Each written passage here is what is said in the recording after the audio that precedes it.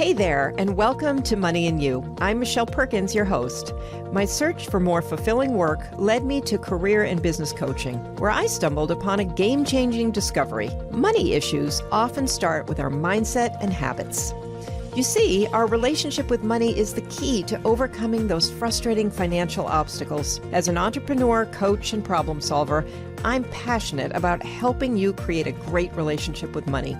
Because, turns out, that's the foundation for a limit-free life. Each week on Money and You, I speak with amazing guests about all things money, mindset, practical tips, and everything in between. We're here to give you new insights, education, and empowerment so money can be one of your favorite relationships. So join us for some lively conversations and let's transform your financial life together.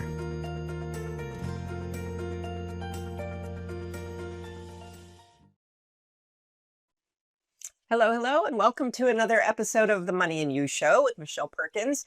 I'm super excited today. I have a guest on who has a terrific podcast. I just started listening to it called Making Change with Your Money.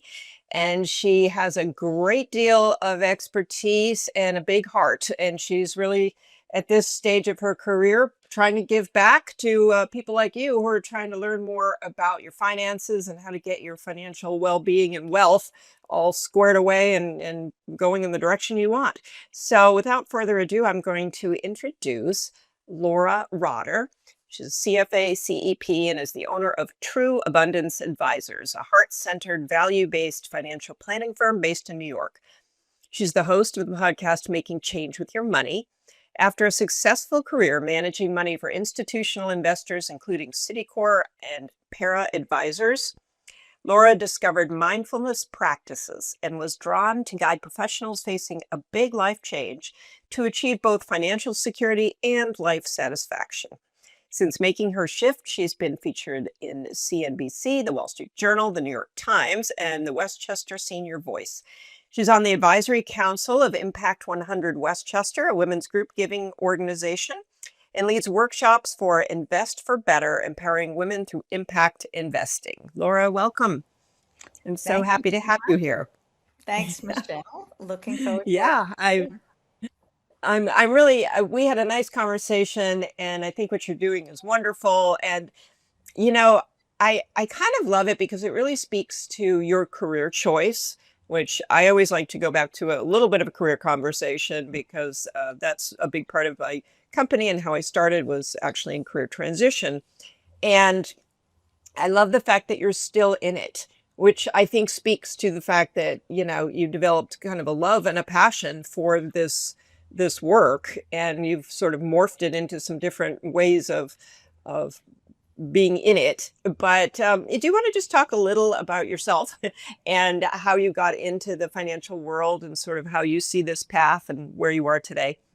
Sure, I'd be happy to, Michelle. So, I was an English literature major in college. I originally thought I'd be a math major. I was always pretty proficient with numbers, but when you get to the collegiate level, math becomes almost philosophy after the original coursework. So, no longer spoke to me. And why I bring up the fact that I was an English lit major is I think reading literature encompasses what's going on historically during a novel, what's going on economically, all the different influences that you learn about in literature. And so to a great extent, what I loved about, again, I had a close to 30-year career.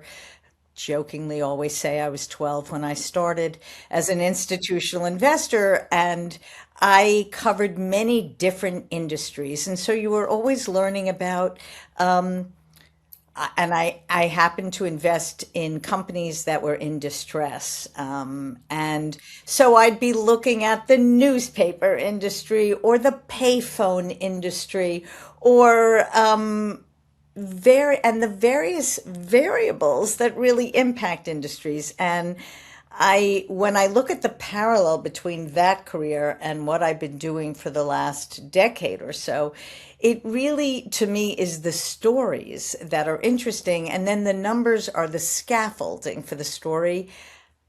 And yet the stories were the most interesting part. Now the stories are with individual human beings. In the past, the stories were management teams and evolving industries and where I saw the change could lead to. So I do continue to see the parallels, and the work is very different between analyzing balance sheets and income statements and management teams and industries and human beings and their money. So. Oh, I love that. Yeah, I love when people kind of explain the tie-ins to different, a lot of people come into this industry from everything, from acting to you name it. I mean, everybody who's come on has had some sort of, history doing something else and found their way into the finance world. I find it really interesting.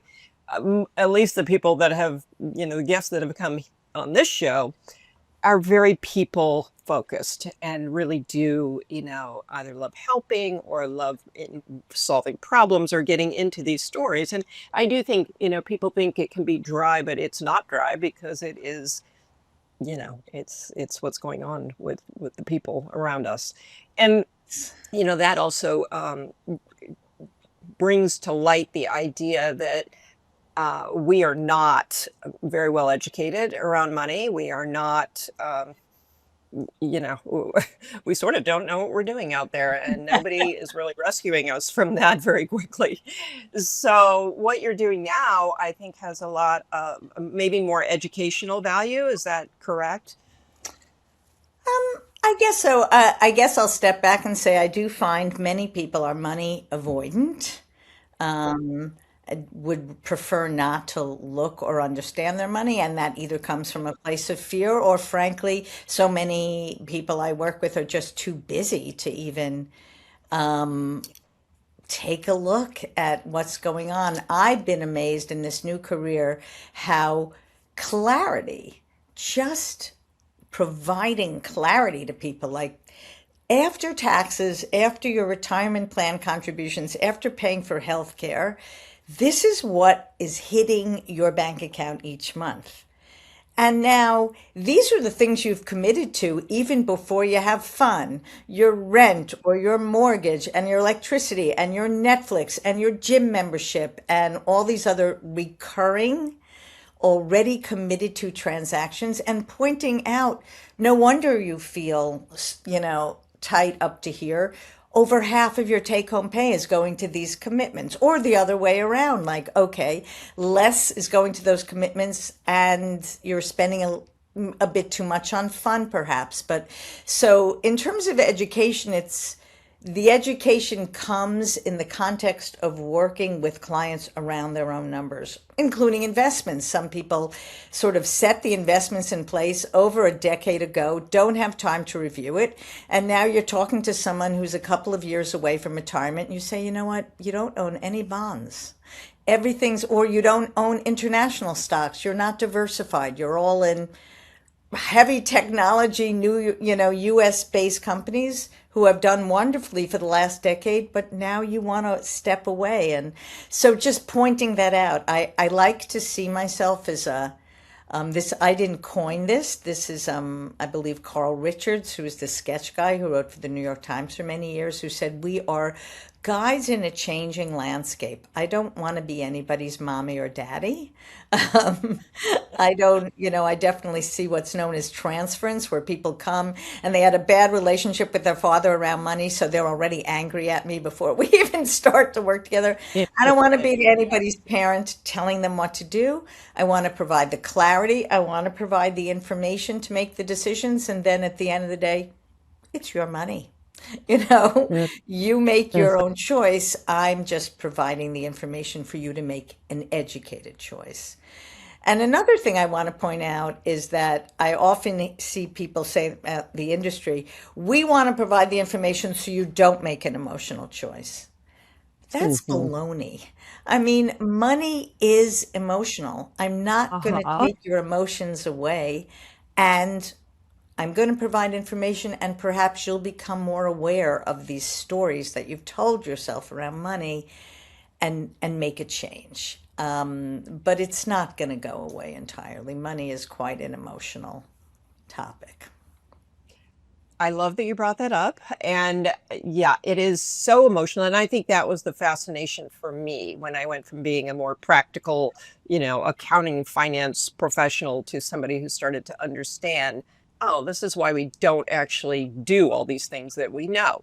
And that's the pervasive way it works. And that just sent me down a huge rabbit hole into so many areas, and it's fascinating.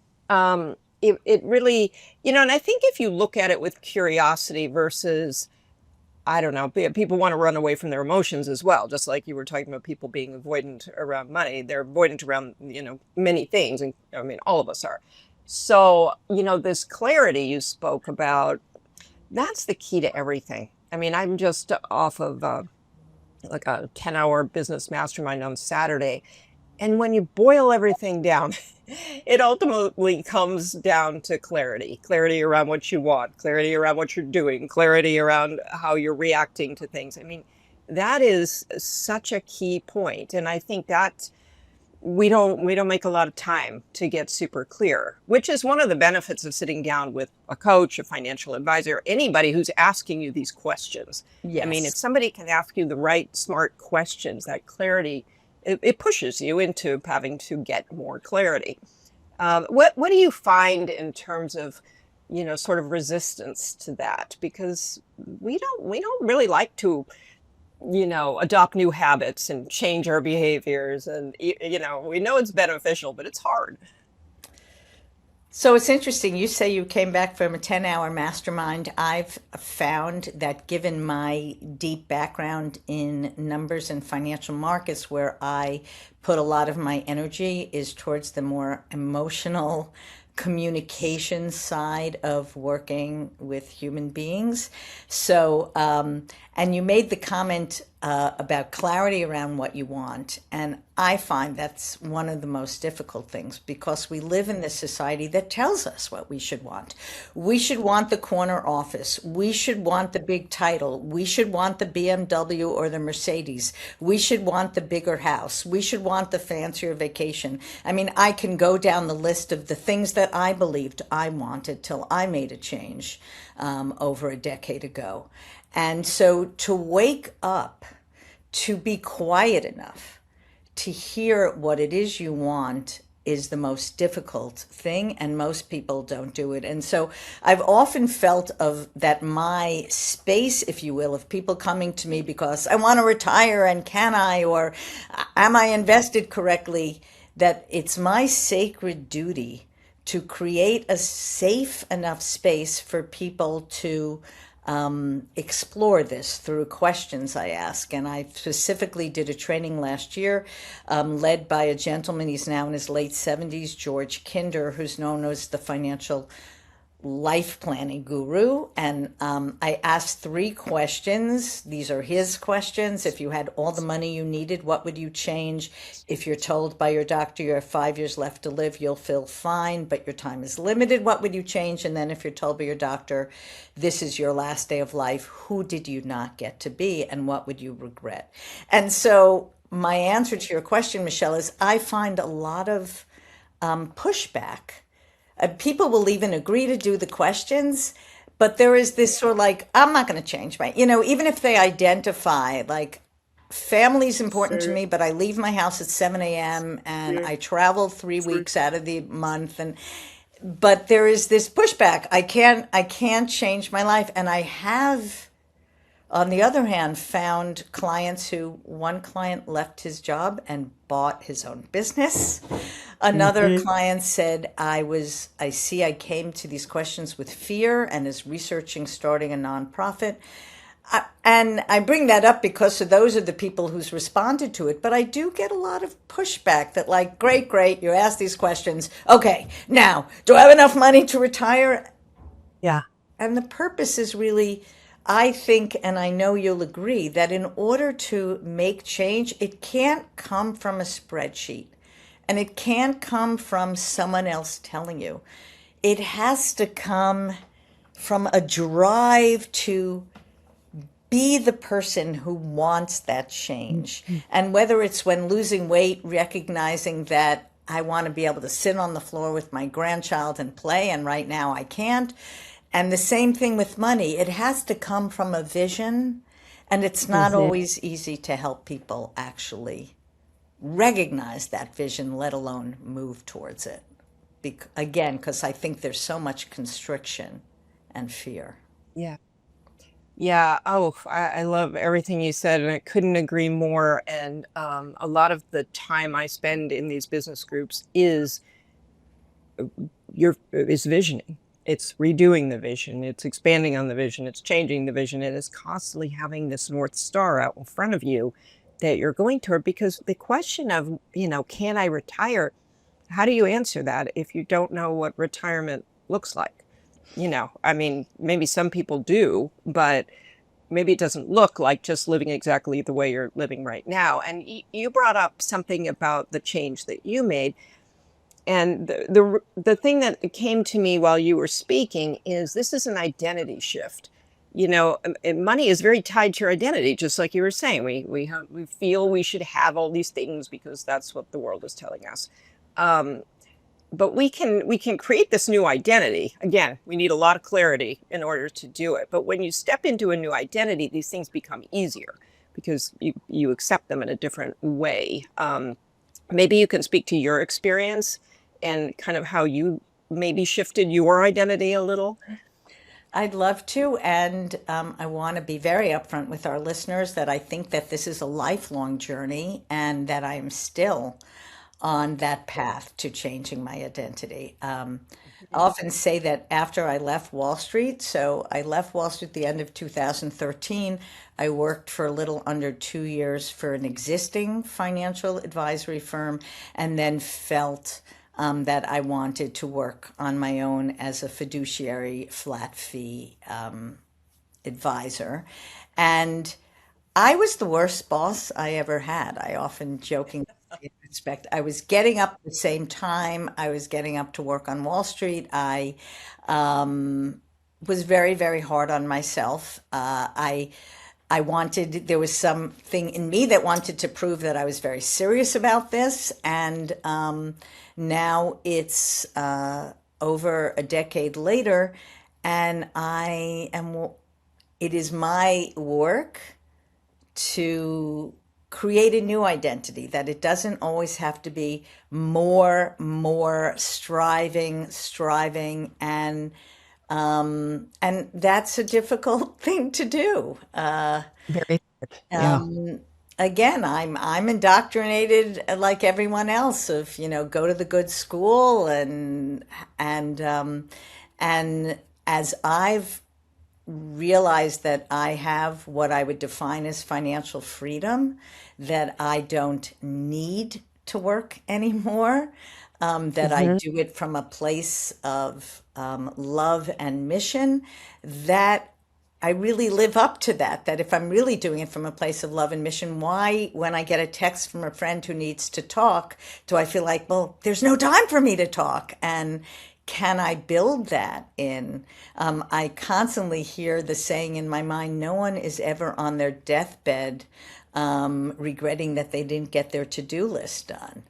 And there's always another line on the to-do list to get done. And so can I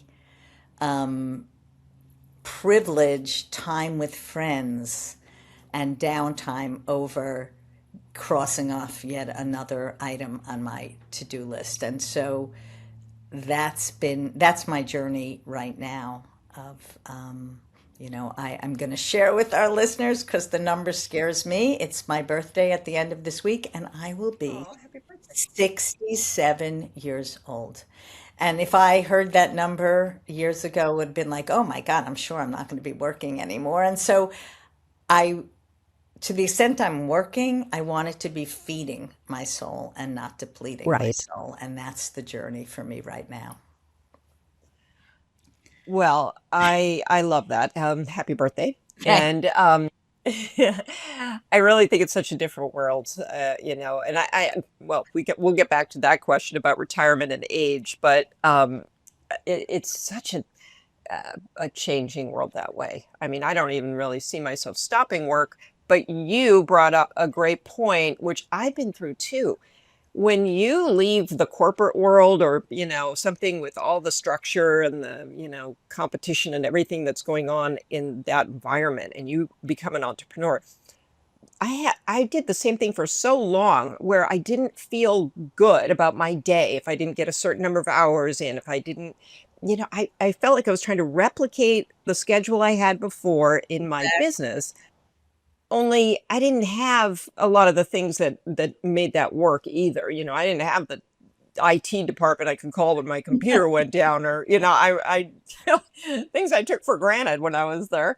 Um, but it was very, and I do the same thing now where I'm just like, seriously, do I have to work this many hours today? Because I really only have these two projects that I really want to get done, So I'm trying very hard to rethink how I do my days. I mean, part of the point of becoming an entrepreneur is to get your time back a little bit, or at least be able to, create the days that you want.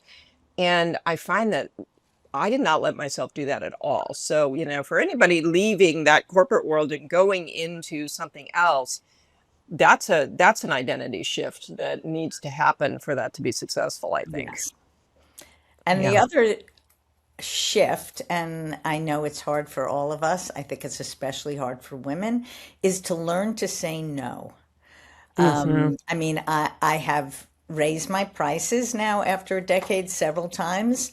And I had someone say to me, "Oh, you shouldn't raise your prices." And I said, I want more time. I love helping everyone, and if I help everyone who comes to me, I'm never going to have a moment to meet with a friend. I'm never gonna, and I Right. and to learn to say no in general. I mean,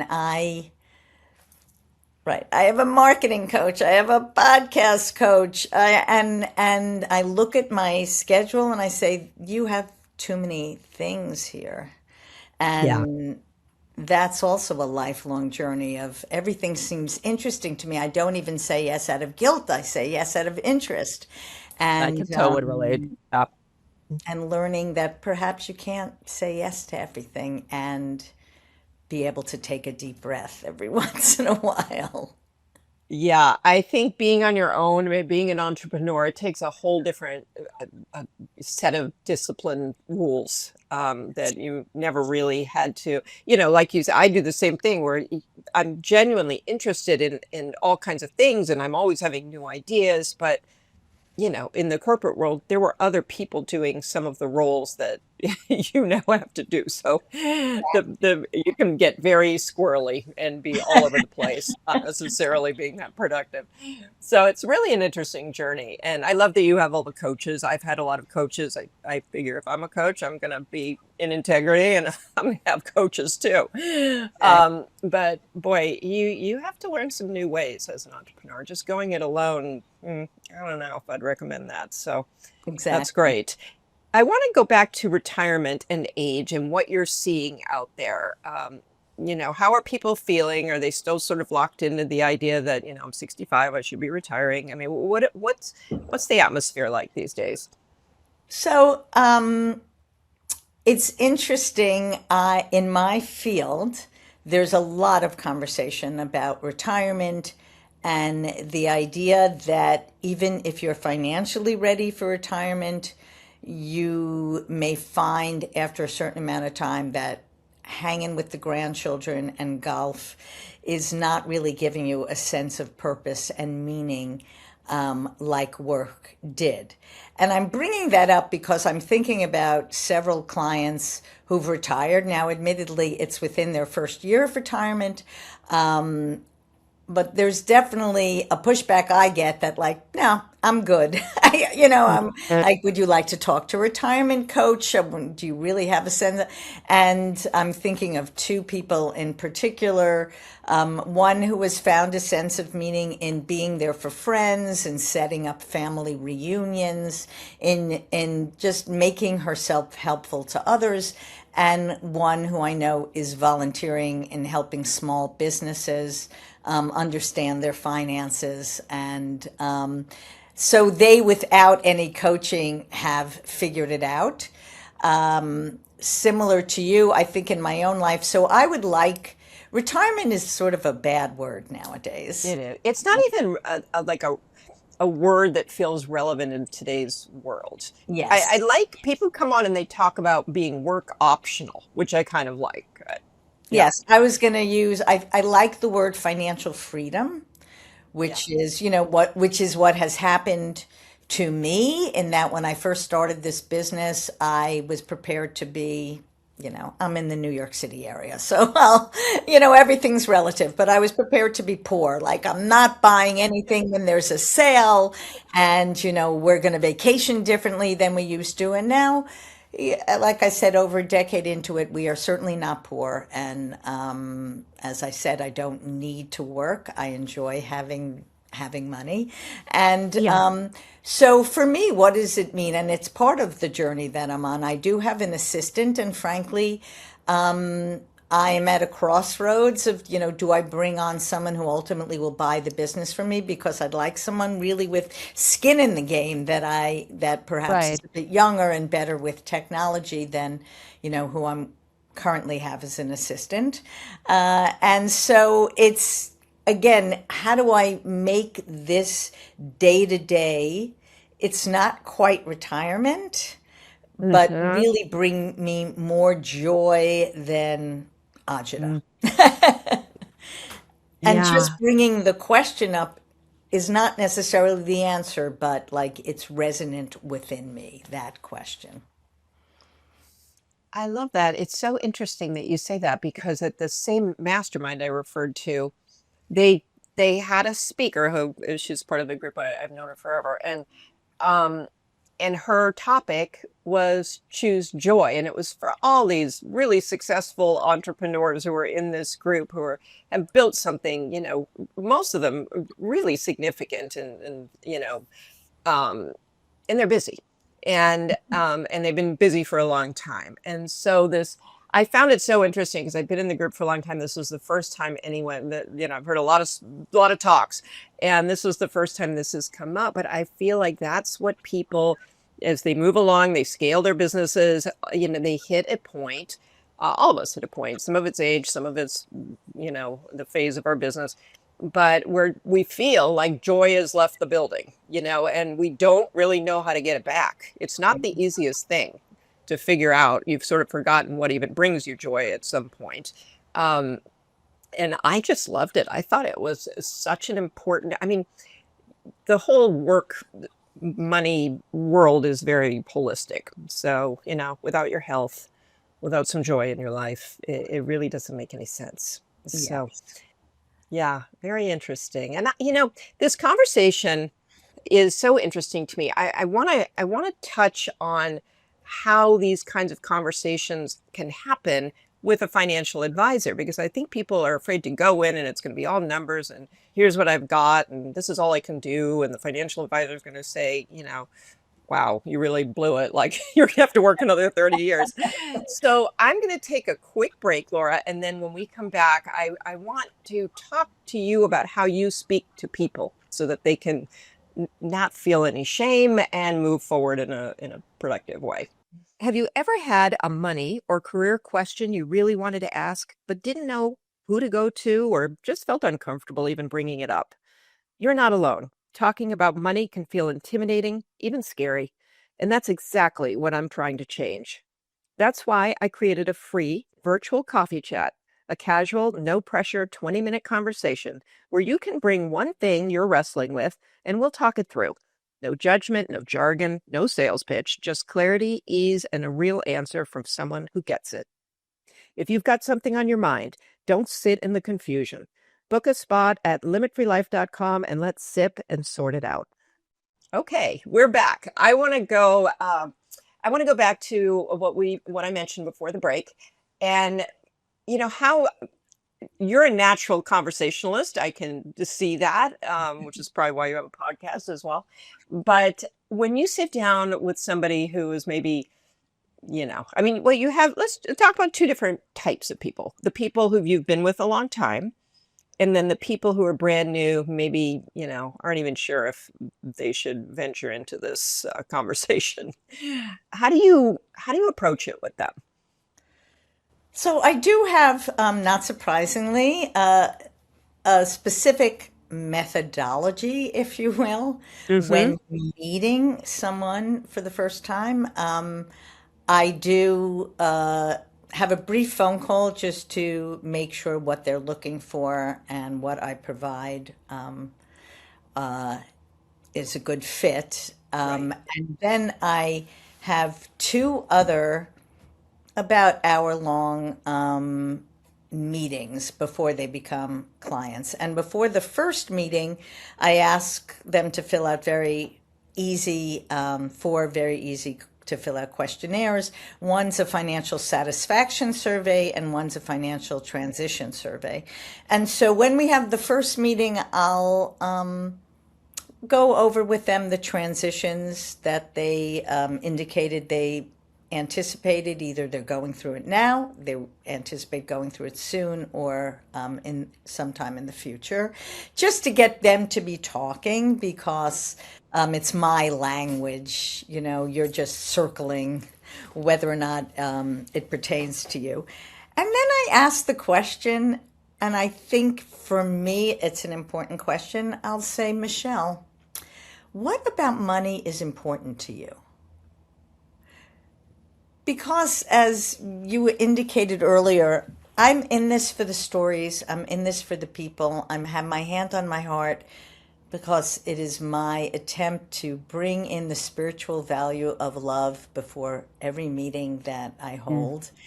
Right. And if someone looks at me cross-eyed and is like, "What do you mean? I just need more money to be secure," then I often think to myself, there are so many financial advisors that will just talk to you about the numbers, and I'm more than happy to refer you to one of them. So I hope by that question, I'm already indicating that I'm going to have a different viewpoint than a traditional, and I think male, though it Yeah. doesn't have to necessarily be financial advisor.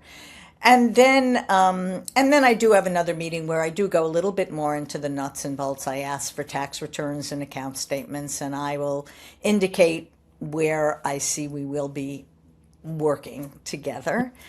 And then Mm. in my first meeting, though I've already started, once people say they're becoming a client and they've signed the agreement and paid the upfront fee, I will start to collect more documents. And I will come to that first client meeting with a list of information I need in addition. And the first meeting is a touchy-feely meeting. It Yeah. is those three questions. And that in and of itself is just setting a different kind of table, for lack of a way to Mm. put it. That yes, we're looking at the numbers. Yes, I'm going to help you make sense of the numbers. And who are you? Yeah. What's important to you? What drives you? And I think it can be confusing. I've recently had a meeting where I feel like I would like to learn to introduce it even more. Yeah. Because there can be this sort of like, what does this have to do with my numbers? Yeah. Just tell me what I need to do. Right, But of course, if exactly. you do that, they won't necessarily do it. So that's where this is, it's the setup that will hopefully be a catalyst for the doing as well as just the knowing.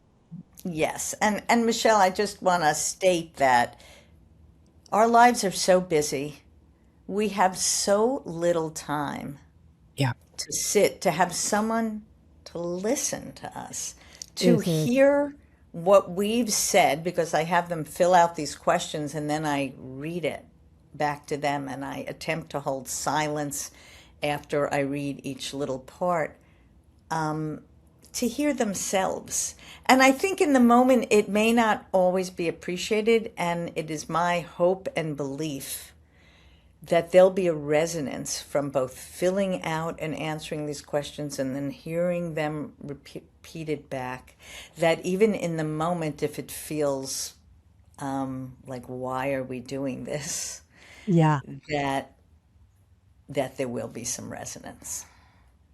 I'm kind of putting you on the spot here, but can you think of an example where somebody was like, "Oh, wow, nobody's asked me that," and now they're thinking in a different way, or they're thinking about something that they typically haven't had time to even uncover for themselves. So I guess what comes up for me, I've had people often say, I feel like you're my therapist, and I'll make the point saying I have no training in therapy. I am not your therapist. Um, and perhaps these were my best examples, and so I think of them often. I had one client who has since actually left the corporate life, which was, I will just say, killing him, Hmm. and bought a business and is running it. It is relatively new. But I remember after I did this whole vision meeting with him and his wife, he then, like a couple of days later, says, I'm withdrawing $350,000 to invest in a real estate venture. And I just said, can we have a conversation? He's still invested in the venture, and it turns out it was short term and he's about to get his money back. But I said, is this going to help you change your life? Like withdrawing liquidity that you know you have? And because I feel like there isn't always this connecting the dots, like, oh, this is aspirational, but this is my life. And I just Yeah. wanted to make it clear, like, you just shared an aspiration. Is this what you're just telling me about? Is it going to make it more difficult? And then I had another client who I attempt to build a vision if I feel like there's an openness to it. Like, I see you 6 months from now, Mhm. XYZ. And the client said to me, 6 months from now, I'm going to be in the same place I am now, and I'm not going to make any changes. And then he wrote back and sent me an email, and he said, that reaction came from fear. And I just want Wow. to acknowledge. And not that he's made any significant changes, but it had him think about, like, what kind of nonprofits might I want to, be more of a part of or contribute to. So it was a recognition on his part of the fear Hmm. that's involved in even thinking about or articulating a Yeah. potential change. So, um, I love that because a fear runs a lot of our lives. I mean, well, we react subconsciously from our fears that we're not even conscious of. And we're sort of on autopilot that way. And money can be, it can bring about a lot of different fears. And some of them make sense, most of them don't, I think. But, when you can start to be more aware of where these feelings or these decisions are coming from, that's huge. yeah. So, and you can't really unsee that once you realize, oh, this reaction was fear-based. You start paying attention to your reactions, hopefully. I mean, that's the goal. So, yeah, I love that. And I would think a lot of your job is frankly like quelling people's fears. Is that true or Probably at the beginning, I'm saying it that way. I've been lucky enough to have clients that I've worked with for close to a decade now.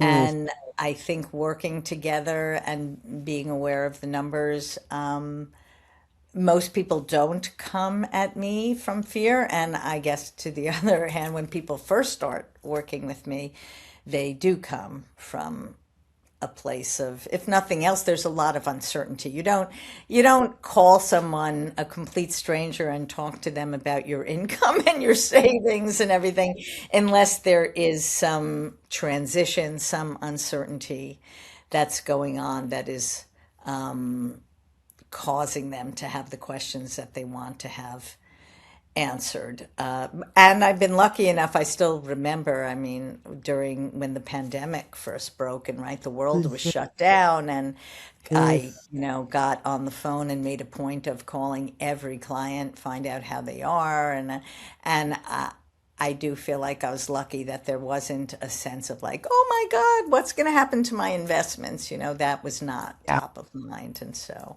I feel like to a great extent, I've trained my clients well. They understand the investment strategy, how it works for their lives, and that we're going to change the strategy only if their life changes and not Mm. if the environment changes. So. Yeah, I love that you brought up or that you have this question about transition. I thought that was really interesting because I feel like um, some people will automatically come to you and say this transition is going to happen and I need the help. But I think for a lot of people, they go through the transition without, having these conversations and then come back saying, okay, well, here's where I am now. I love the fact that you can kind of guide them before a transition. I think that's really valuable. Um, Yeah, I mean, so I think about, and again, I mean, I hate to say this, money isn't really rocket science. And yeah, so I think about true. my own transition. Mm, Before I left Wall Street, I was in a 6,000 square foot house on an acre of land, three kids about to go to college. My kids went to private school, private camp. Like I said, when we called a concierge when we were planning vacations, I spent a certain way. And when I knew that the career I had was no longer working for me, I just looked and I said, sat down with my husband. It's like, we have to sell the house. We could afford, I did not have a large mortgage on the house, but the cost of heating a 6,000 square foot home and yeah. having the acre of land mowed and whatever, they did, I just, like the carrying costs of that house, I didn't want it. It felt like, a millstone around my neck. I didn't want that anymore. And so we sold the 6,000 square foot house and I'm in a 3,000 square foot house. When we closed, I remember the woman was like, "You're downsizing to my house." But we're in a 3,000 square foot house. I had a vacation home. Again, I just felt like the carrying costs of that I didn't want anymore. So we sold the vacation home. Again, I feel like I was lucky. My kids, they were mostly through college and the money was put away for the rest. So they were coming off the family payroll and that certainly made it easier to make that decision. But we really looked we looked at the numbers and what would work and what would take the sense of stress away to, as you know, when you build a business, you're not going to immediately be profitable. Yep. So, uh, so I do have people come and say, I really don't want to do this much longer. Can I retire? I had, one of the clients I talked about in retirement, it was a forced retirement. And whenever that happens, that's a frightening thing. And then, we look and I said, they're paying you for another year. They're covering your medical insurance for another year. All your restricted stock units are vesting. You're fine. When he was already in his 60s. Yeah. The biggest issue when you're under 65, if you feel like you really want to either work for yourself or leave a corporate position, is how you're going to pay for health care before you qualify for Medicare. That's almost a bigger issue for the kind of people that come to me that have Hmm. savings and everything. So those are the kind of questions that Yeah. often people want to have answered. Or can I earn less money? How Hmm. much money do I need to earn? That kind of thing. Yeah. Yeah, I think, as a coach, I can recognize a certain amount of coaching that goes into what you do that I think is somewhat I want to say it's overlooked by people, but a lot of people don't engage in it either. So maybe it's not overlooked, but it's not what you think of when you think, I'll go speak with a financial advisor. You think it's very boxed in, one topic and numbers. And so I think it's really important for people to understand we need support in all of these areas. And this is broader support than I think people, you know, might might envision. So Yeah.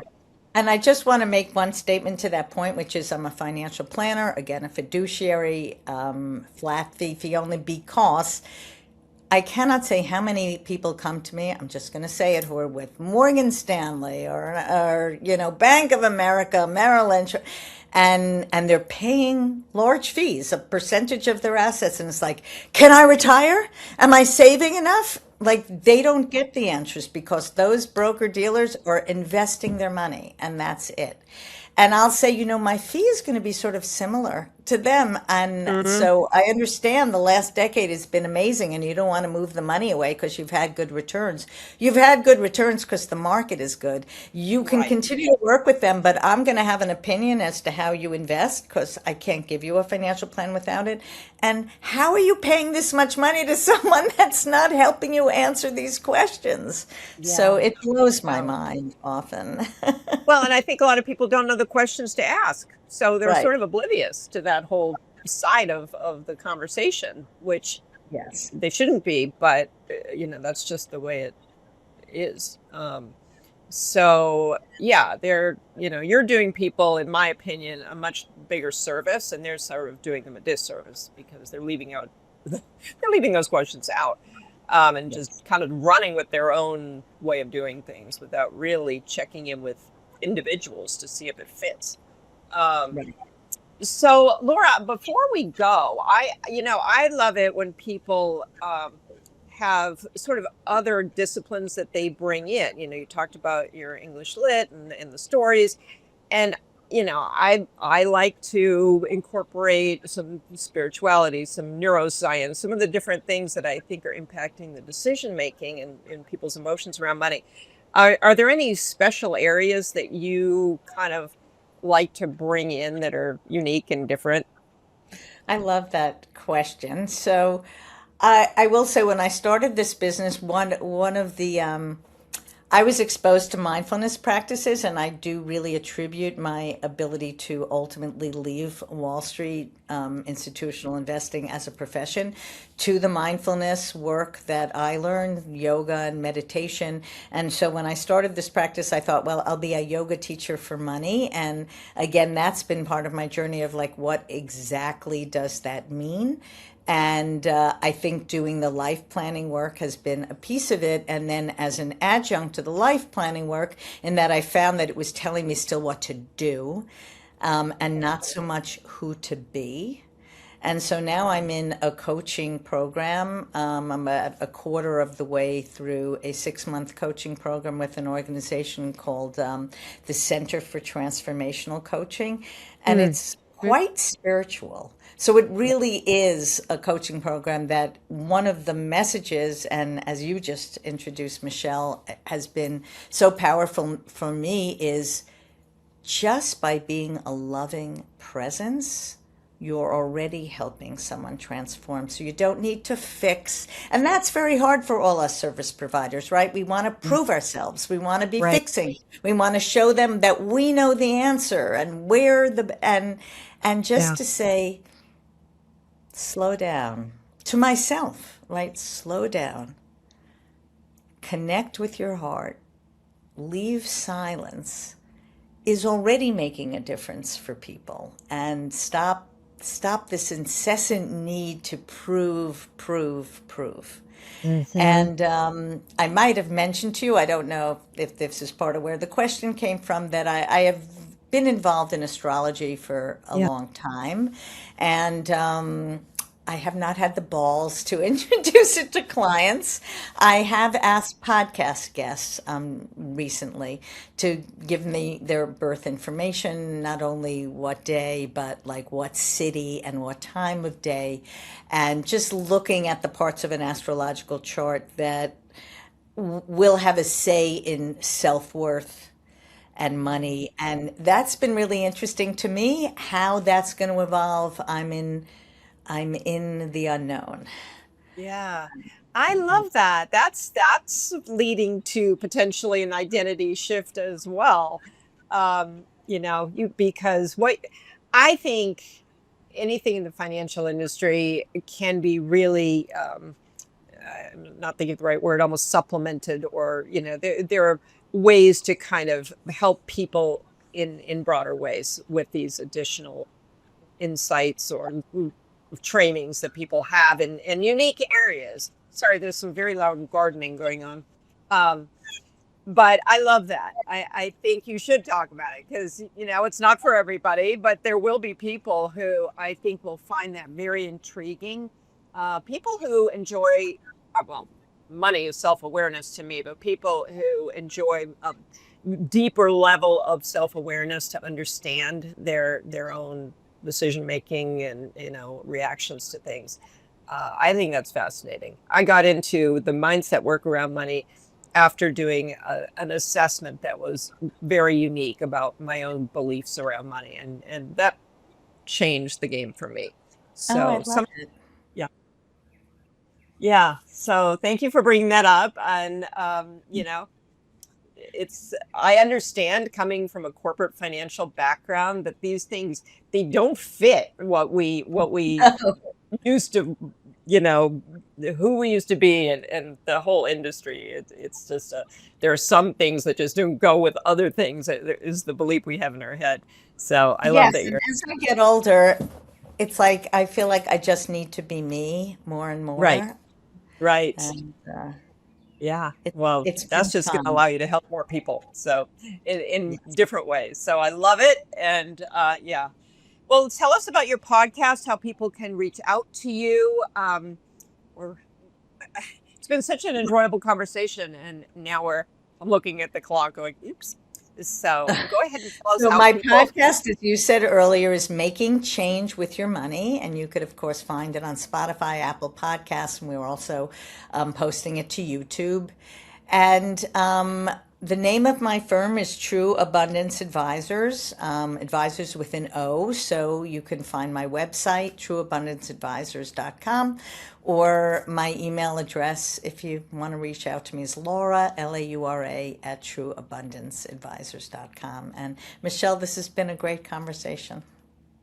Thank you. It's been my pleasure. I'm so happy you were able to join me, and thank you. I'll put everything in the show notes so people can find you and follow you. And I'm so impressed by what you're doing and by your background and what you bring to the table. And I just, um, yeah, I'm very happy to have met you. And I do really like your podcast. It's great. So No, I think, thank you. the more learning we can do, the more questions come up and the more curious we get. And those podcasts are great for just sparking some questions and curiosity about things. So anyway, thank you so much, and continue doing what you're doing. Thank you. Thank So, you. audience, thank you as well for listening. We love it when you listen to the Money and You podcast. And if you enjoyed the show, please rate and review the show. That helps us a great deal. And if you can think of a friend who might want to hear what Laura had to say, please share it. And you can find us on all the podcast platforms as well as the Limit Free Life YouTube channel. And we are so excited to bring these kinds of conversations to you, and we'll see you next week.